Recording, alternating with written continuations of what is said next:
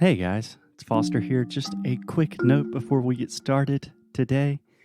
For the last couple of weeks, we have been talking about different states in the United States, and we talked about a lot of interesting stuff.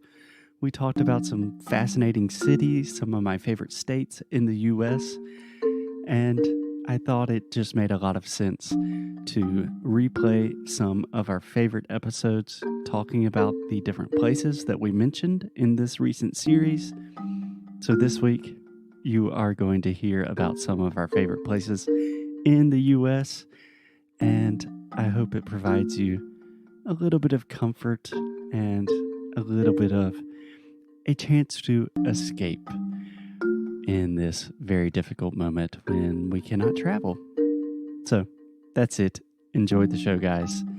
And hopefully we will actually see each other traveling again soon.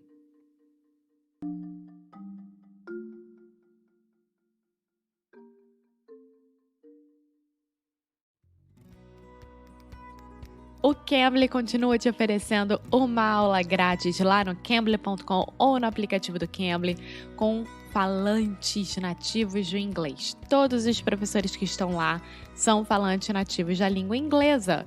Então, você que está querendo melhorar o vocabulário, melhorar a conversação, falar sobre business, falar sobre a sua área de atuação, treinar para uma entrevista de emprego, vai no cambly.com ou no aplicativo do Cambly e coloca o nosso código em minutos grátis.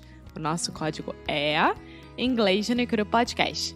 Vale muito a pena, todo mundo que fez curtiu e também os planos que eles oferecem é de acordo com o que você puder fazer e puder pagar. Então, se você puder fazer, por exemplo, 15 minutos por semana, tem plano assim. 30 minutos 2 vezes por semana, tem plano assim.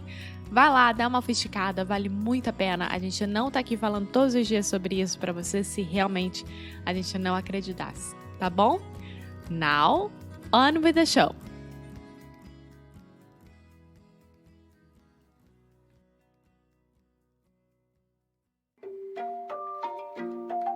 Oi, fala aí pessoal, bom dia.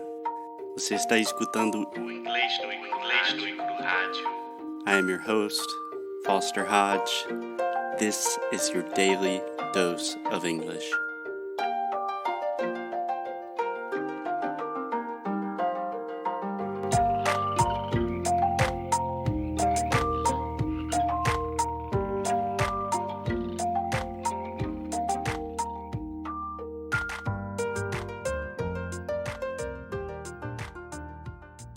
Yo, yo, yo. What up, my home dogs? We got DJ Alexia in the house. Ridiculous. What's up, Alexia? How you doing? I'm fine, and you? I am doing wonderfully. Thank you. Great. So, Alexia, you just spent 3 months in the U.S. traveling around the Southeast in the U.S., and now you're back in Rio. Yeah? Unfortunately, yes, I'm back in Rio. Unfortunately, don't say that. Why do you say that? Nah, because I wasn't ready to come back home and I really wanted to spend Christmas with snow. Yeah, but you got those scary immigration officials that will they want you to go back home. Yes, that's true. And for those who hadn't listened to my experience coming in to United States, you should. It's Atlanta Airport, the name of the podcast. Yes, that is episode 7 of Inglês no Cru Rádio, Atlanta Airport. Uma história de comédia e terror. It's pretty funny. Cool. So, Alexia, I want to talk to you about your English progress and just some of the improvements that you made during your time here. So, do you feel like in 3 months in the U.S. you had the opportunity to improve your English? Yes, of course. No doubt about it. Nice. And what in particular do you think you improved? Like your speaking, your ability to understand native speakers? What are you better at now? I think that now I understand more the culture of South Carolina, Southeast United States. Mhm. And because of that, I am better on understanding um, who live there, right?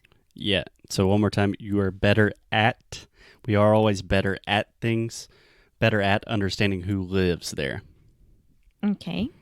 Okay.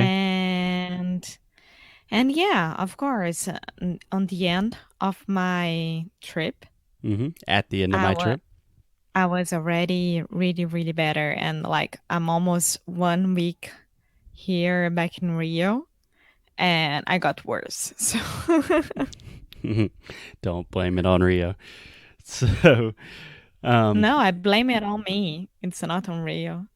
yeah, yeah. So I think that's really interesting what you said that part of your improvements with English had to do with kind of an increase in cultural awareness, an increase in cultural intelligence. So you think that's a big part of language is just kind of understanding the people and the culture. Do you think that helps you speak and understand better? Yes, of course. I think it's one of the main parts of it. Yeah, yeah. I think it's totally undervalued, underestimated when people learn English and they're just like in a class reading about a book. That doesn't have anything to do with the people that actually speak that language. So I always recommend if you want to learn a language, find people that speak that language and start learning everything you can about them, like what they eat, what they do, what kind of music they listen to, where they hang out, you know, culture. Culture, Yes. man. Culture matters. So, let me ask you a really hard question, Alexia. How would you classify your English now? Like, would you say you're an advanced speaker? Would you say you're fluent? Would you? No, I'm not fluent. I'm advanced. That's for sure.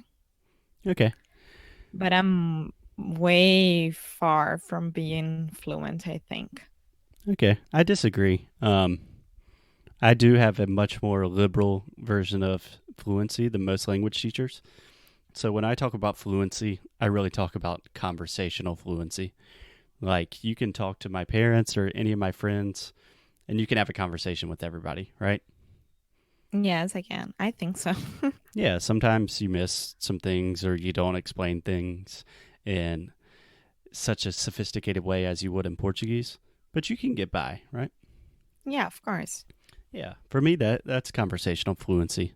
Like I consider myself conversationally fluent in Portuguese, but my Portuguese compared to my English is terrible, you know.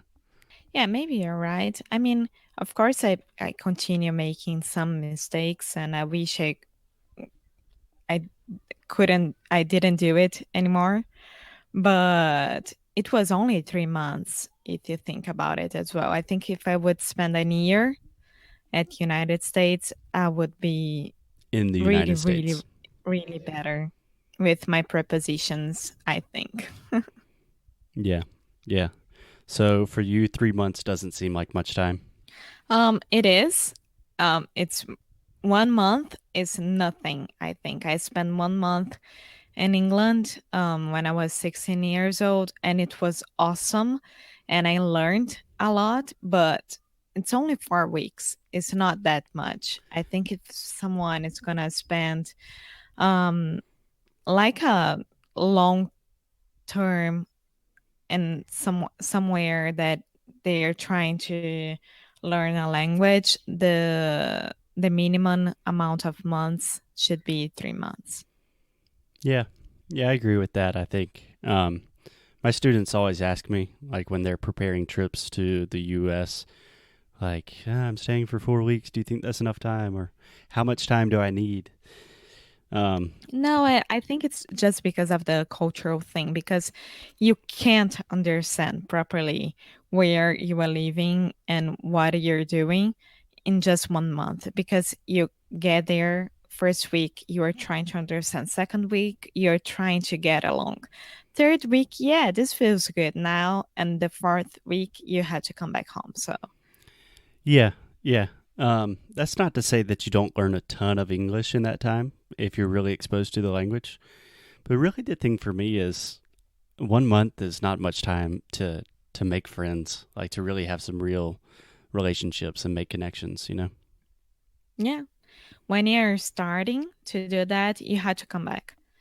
So I don't know. Of course, it depends on a lot of things, like having money, have the time, having everything. But if you can, at least 3 months.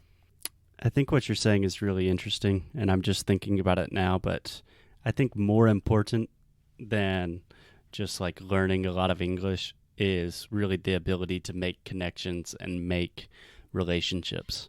And you don't necessarily have to have a lot of money or time to do this.